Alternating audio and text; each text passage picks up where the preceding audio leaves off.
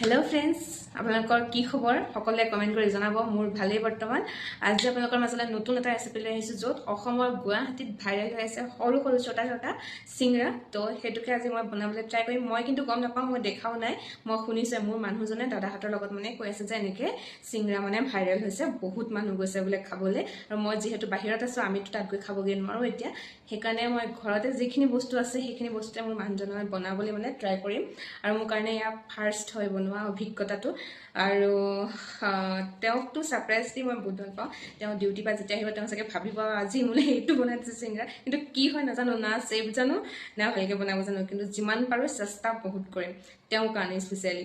তেওঁ যেতিয়া ডিউটিৰ পৰা ৰুমত আহি সোমাইহি, তেতিয়া তেওঁ আঁতৰতে গোন্ধ পায়, তেওঁ কি বনাইছা, তাৰপিছত একদম পাকঘৰলৈ কুটু আহি পেলাই দেখিলে, তাৰপিছত তাৰ একদম ধুনীয়াকৈ একদম লৈ পেলাই টুকুৰকৈ খাই পেলাই থৈ দিব। তাৰপিছত আকৌ মই যদি কিবা এটা চাহ অকণ উঠাবলৈকে লওঁ, তেতিয়াও তেওঁ কি কৰিব, আকৌ খাই পেলাই ইফালে যায়গৈ। তাৰপিছত আকৌ চেঞ্জ কৰি আহি পেলাই তেওঁ চাহৰ লগত যেতিয়া দিওঁতে একদম টপালি খাব। আৰু এইটোও ক'ব যে আজি অকণমান নিমখ নহ'লে বা অকণমান মছলা নহ'লে, এইটো আৰু অকণমান পকাব লাগিছিলে, সেইটো কথা কৈ দিয়ে দেই।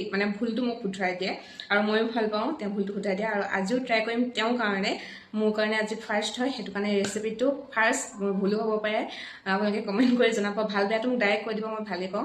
কমেণ্ট কৰিব খালি ভাল হৈছে বেয়া হৈছে, আৰু টেষ্ট কৰি জনোৱা দায়িত্বটো মোৰ মানুহজনৰ। আপোনালোকক ৰিজাল্টটো দিব যে কিমান ভাল হৈছে।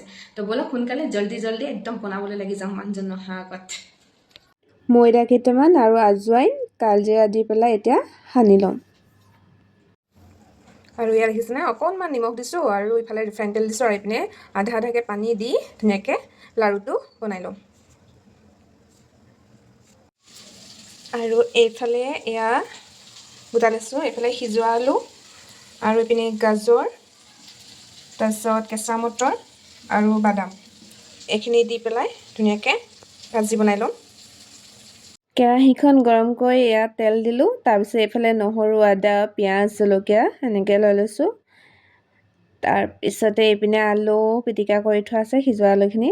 তাৰপিছতে এয়া অথনি কাটি থোৱা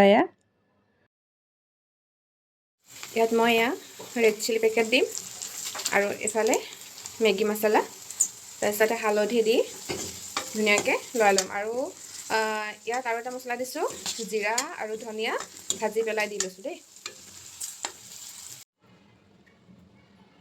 এয়া মোৰ এইফালে ভাজি হৈ গ'ল, আৰু এইফালে এইটো কিমান ধুনীয়া দৌ দেখিছে, ধুনীয়াকৈ দৌটো বনাই ল'লোঁ।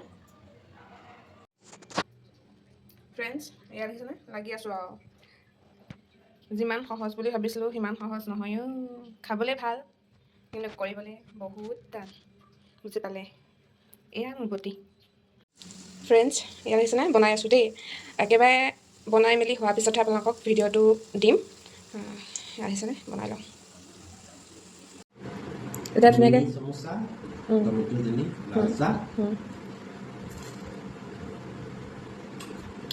কেনেকুৱা?